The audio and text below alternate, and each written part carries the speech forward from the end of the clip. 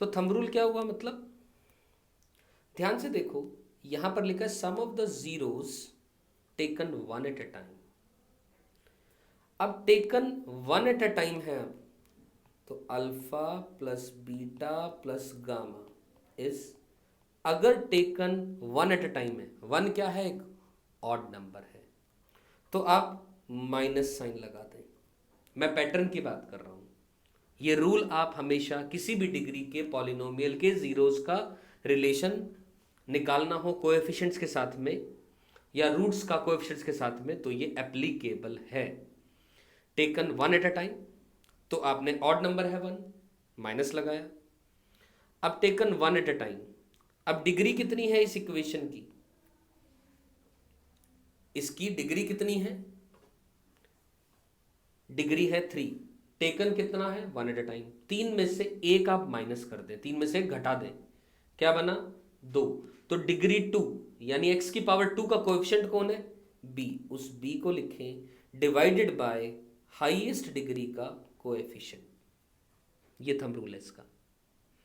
इसी तरह sum of the product of the zeros taken two at a time, यानी summation alpha beta, यानी alpha beta plus beta gamma plus gamma alpha taken two at a time.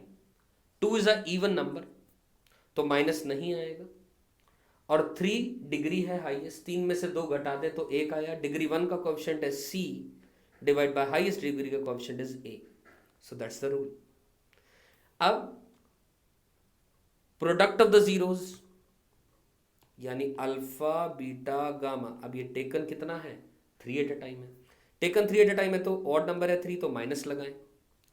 अब तीन degree है, तीन में से तीन माइनस करेंगे जीरो, डिग्री जीरो का कोएफिशिएंट कौन है, D, divided by highest degree का coefficient. So this is the rule how to find the relation between the zeros and coefficients of any degree polynomial.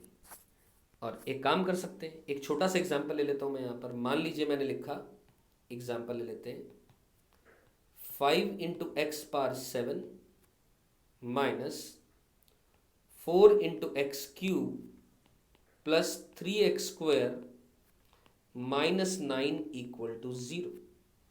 मान लो ये एक मैंने डिग्री 7 का इक्वेशन लिख लिया, पॉलिनोमियल लिख लिया, और इसके 7 रूट्स हैं। क्या है इसके, इट हैज 7 रूट्स, या यूं कहें F X equal to 5x power 7 minus 4x³ plus 3x² minus 9। इसके 7 क्या है, जीरोज हैं।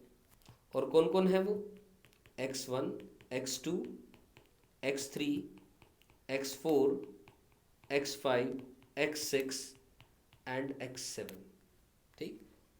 And I am interested in finding the value of, मैं यही क्वेश्चन लिख दे रहा हूं, फाइंड समेशन x1, यानी sum of the zeros taken one at a time, taken one at a time. अब ध्यान से देखो, अब वन है तो माइनस आएगा, ऑड नंबर है। अब डिग्री कितनी है, 7 है, 7 में से एक माइनस करेंगे 6, डिग्री 6 का कोएफिशिएंट कितना है, 0। तो माइनस टाइम 0 डिवाइडेड बाय 5 करूंगा तो आंसर 0 ही आ जाएगा। देखो कितना आसान हो गया अब ये काम करना। We need not to find again and again कि डिग्री 7 के लिए क्या करें, डिग्री 6 के लिए क्या करें, डिग्री 5 के लिए क्या करें। जो थंब रूल अभी बताया गया, it's applicable to any polynomial, कितनी मर्जी डिग्री हो उसके लिए एप्लीकेबल है। और अगर मैं आपसे पूछूं समेशन x1 x2, यानी sum of the product of the roots taken two at a time, तो टू है तो इवन है, तो माइनस नहीं आएगा, प्लस ही आएगा। और 7 डिग्री है, 7 में से 2 घटा दोगे तो 5 आएगा। डिग्री 5 का कोएफिशिएंट फिर से 0 है, तो 0 डिवाइडेड बाय 5 करेंगे तो आंसर फिर से 0 आएगा। ये बात समझ में आ रही है। और अगर मैं लास्टली आपसे पूछूं x1 into x2 into x3 x4 x5 x6 x7, इसकी वैल्यू पूछूं, तो product of the roots taken 7 at a time है, 7 है तो माइनस आगे आएगा, ऑड नंबर है ये, ठीक। 7 में से 7 घटा दो 0, डिग्री 0 का कोएफिशिएंट कितना है, this is the one, this is the one, यानी -9 डिवाइड बाय हाईएस्ट डिग्री का कोएफिशिएंट 5, तो आंसर आ जाएगा 9 divided by 5. So this is the method in which we calculate the relation between the zeros and coefficients of a polynomial. I hope इस example से आपको सारी चीज़ें clear हो गई होंगी.